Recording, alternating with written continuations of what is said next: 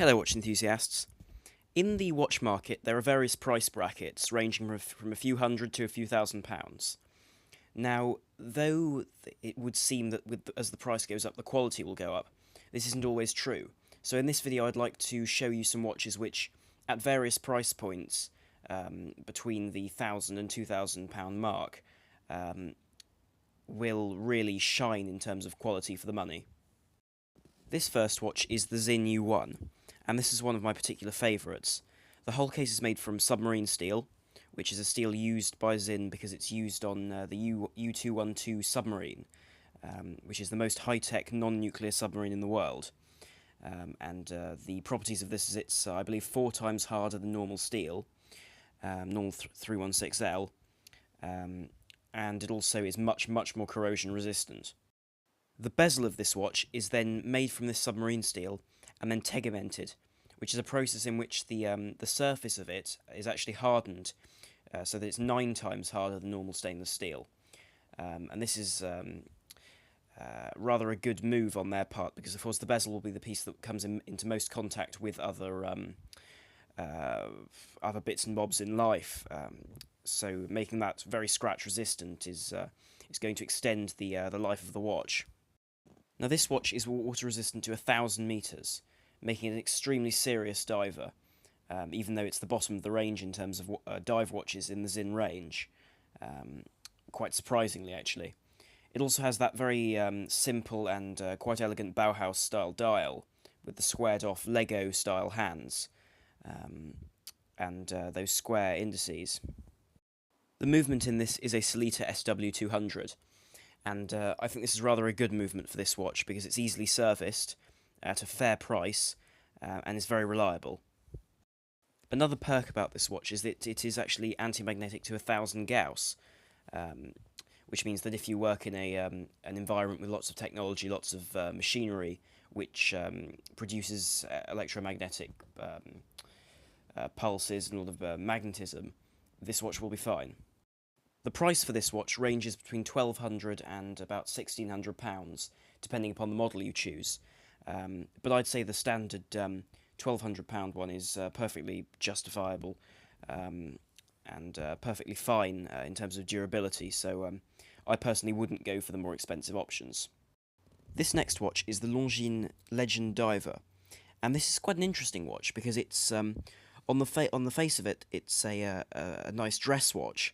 It's actually very rugged and perfect for use in the field or in the swimming pool. Now this watch has very classic styling. It has a flat dial, so no protruding bezel or anything, and a fully polished case. It also has 2 crowns. The bottom one adjusts the date and the time, while the one at the top will turn that internal bezel. So that's actually a bezel on the inside of the glass, and the inside of the crystal, which would have been used by divers a while ago in the 50s.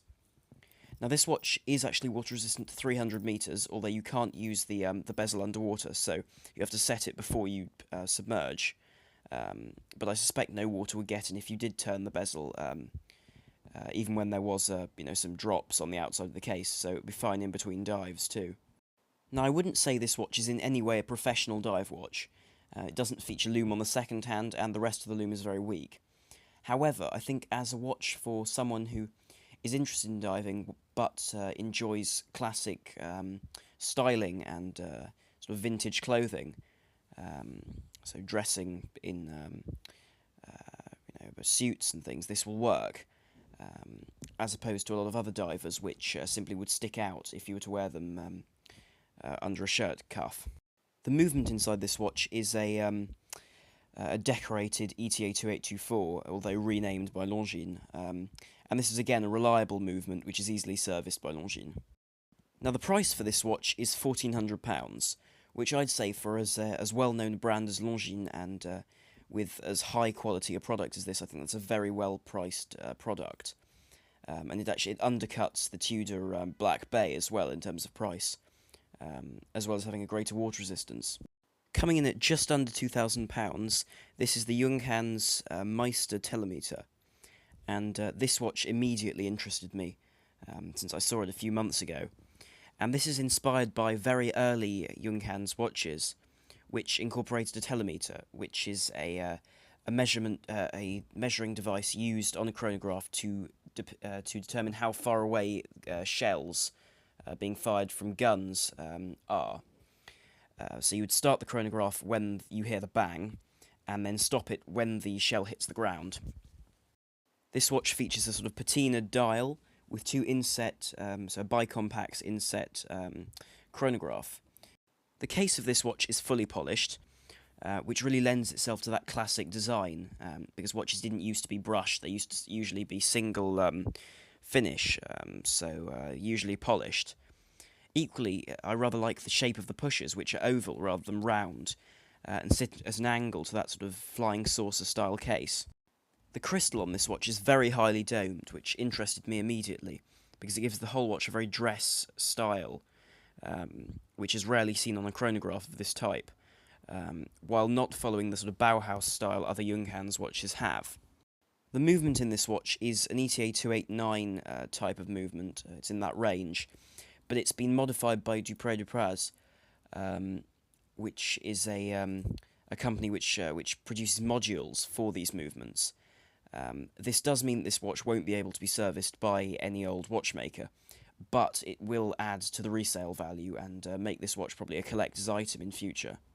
In terms of water resistance, this watch is has nothing to be spoken of. It's only water resistant to 3 ATM even, so it's splash resistant really at the very most, and shouldn't be taken anywhere near the swimming pool or anything of that sort.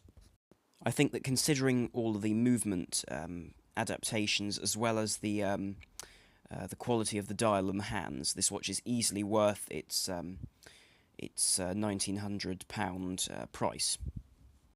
This next watch sits in a slightly higher price bracket, so it's about £2,800, and this is the Tudor Pelagos. So this is from the Rolex family, but sits slightly below the Rolexes.